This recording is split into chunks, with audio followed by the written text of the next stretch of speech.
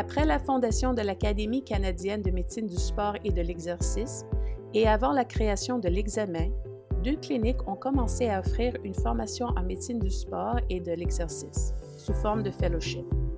En 1982 et 1984 respectivement, la clinique Allan McGavin à Vancouver, Colombie-Britannique, et la clinique Fowler Kennedy à London, Ontario, ont toutes deux débuté un programme de formation en médecine du sport et de l'exercice pour les médecins de soins primaires et les chirurgiens orthopédistes.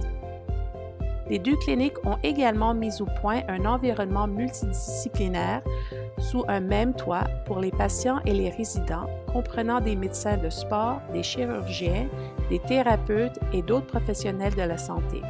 Au fil des années, de nombreux autres fellowships en médecine du sport et de l'exercice ont commencé à être offerts partout au Canada, notamment à l'Université de l'Alberta en 1988, l'Université de McGill 1993, l'Université de Toronto 1995, l'Université de Calgary 1996, l'Université de Manitoba 1996 avec un deuxième programme offert à la clinique Pan-Am de Winnipeg à compter de 2108, l'Université de McMaster en 2101, l'Université d'Ottawa en 2102 et l'Université de Saskatchewan en 2111.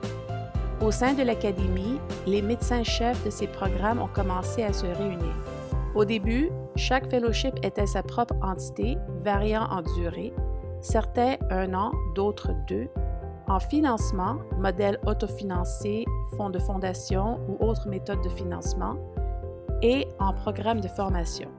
Au début des années 2000, l'Académie a créé des normes nationales pour les différents fellowships.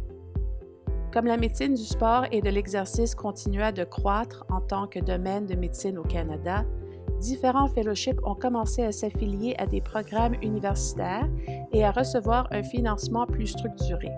Et sous la direction de Dr. Julia Allen, ont réorganisé le comité de fellowship de l'Académie en 2006-2007. En 2008, ce comité a organisé un sommet de 2 jours au cours duquel, avec l'aide du Dr. Mark Batt, médecin anglais responsable du développement d'un programme de compétences pour la résidence en médecine du sport en Angleterre, ont créé un programme de compétences nationales pour les fellowships. Ce programme commença à se faire enseigner de manière uniforme dans tous les programmes de médecine du sport et de l'exercice au Canada. Pendant cette période importante, une autre initiative aussi importante de l'Académie prenait son envol. Dr. Lisa Fisher et Dr. Marilee Zederich ont entamé des processus longs et pénibles avec le Collège des médecins de famille du Canada et le Collège royal, respectivement, pour élever la médecine du sport et de l'exercice à un programme national officiel de formation aux compétences ajoutées. Les initiatives de l'Académie consistant à mettre au point un examen validé ainsi qu'un programme de compétences pour les fellowships ont constitué des atouts indéniables à ce processus.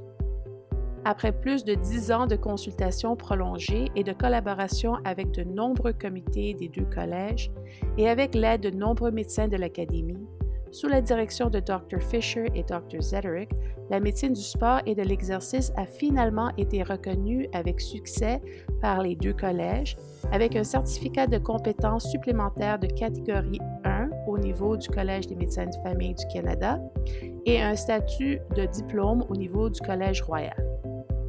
Alors que l'Académie aborde ses 50 prochaines années, nous sommes très heureux d'annoncer que 2 nouveaux programmes de médecine du sport et de l'exercice sont en cours de développement et seront lancés en 2020, notamment l'Université de Sherbrooke, dirigée par Dr. Emmanuel Baron avec le soutien de Dr. Suzanne Labrec, et l'Université de Montréal, dirigée par Dr. José Rainville. L'avenir est prometteur pour la médecine du sport et de l'exercice.